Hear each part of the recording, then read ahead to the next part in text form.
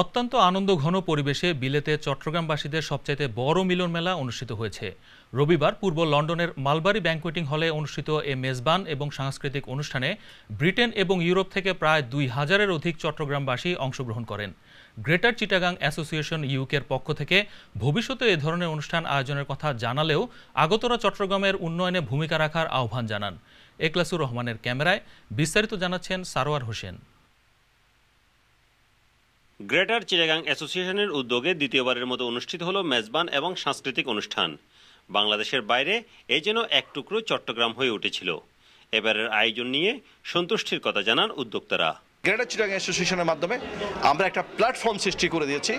আমাদের যে ৬০ থেকে ৭০,০০০ চট্টগ্রাম প্রবাসীরা, চট্টগ্রামের লোকজন, বৃহত্তর চট্টগ্রামের লোকজন এখানে আছেন, তাদের জন্য আমাদের উদ্দেশ্য শুধুমাত্র মেজবানি নয়, আমরা ভালো কিছু করতে চাই। আমরা চট্টগ্রামের হাসপাতাল, স্কুল, বিভিন্ন ধরনের চ্যারিটেবল আমরা কাজ করব। রবিবার পূর্ব লন্ডনের মালবারি ব্যাংকুয়েটিং হলে আয়োজিত এই অনুষ্ঠানে নানান বয়সী লোকজনের উপস্থিতি ছিল লক্ষণীয়।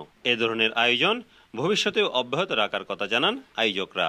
আমি এতগুলো চিটাগনিয়ান একসাথে দেখে আমার কাছে খুব ভালো লাগছে এবং আমি চাবো সব চিটাগনিয়ানরা যাতে মেম্বার হয় এবং আমাদের ওয়েবসাইটকে ফলো করে। অনুষ্ঠানে প্রধান অতিথি হিসেবে উপস্থিত ছিলেন চট্টগ্রাম তথা বাংলাদেশের অন্যতম প্রাচীন দৈনিক পত্রিকা আজাদীর সম্পাদক আব্দুল মালেক। এছাড়া অতিথি হিসেবে উপস্থিত ছিলেন ফ্রান্সে নিযুক্ত বাংলাদেশের সাবেক রাষ্ট্রদূত তোজাম্মেল হক টনি।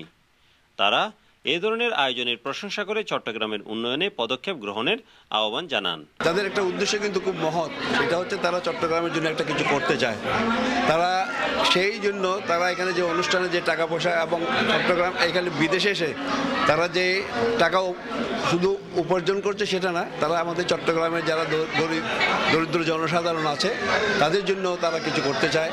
আমার মনে হয় সেই জন্যই অ্যাসোসিয়েশনেরকে ধন্যবাদ দেওয়া উচিত। আমি মনে করি যে এই ধরনের কৃষ্টি, এই ধরনের অনুষ্ঠান আমাদের করা উচিত, যাতে করে আমাদের অনাগত কালে যে সমস্ত ছেলেমেয়েরা বা ভবিষ্যতে এখনো যারা আছে তারা যেন আমাদের কোত্থেকে যে আমরা এসেছি এই রূপটা যেন তারা জানে।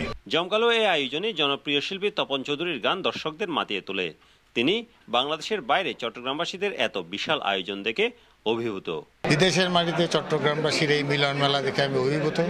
এত সুন্দর একটা আয়োজন এবং এত মানুষ, এত চট্টগ্রামবাসী এখানে বসবাস করেন, এটা দেখে আমি খুব অবাক হয়েছি। আমার ছেলেকে আমি ৩টা কথা শিখাইছি চিটাইঙ্গা।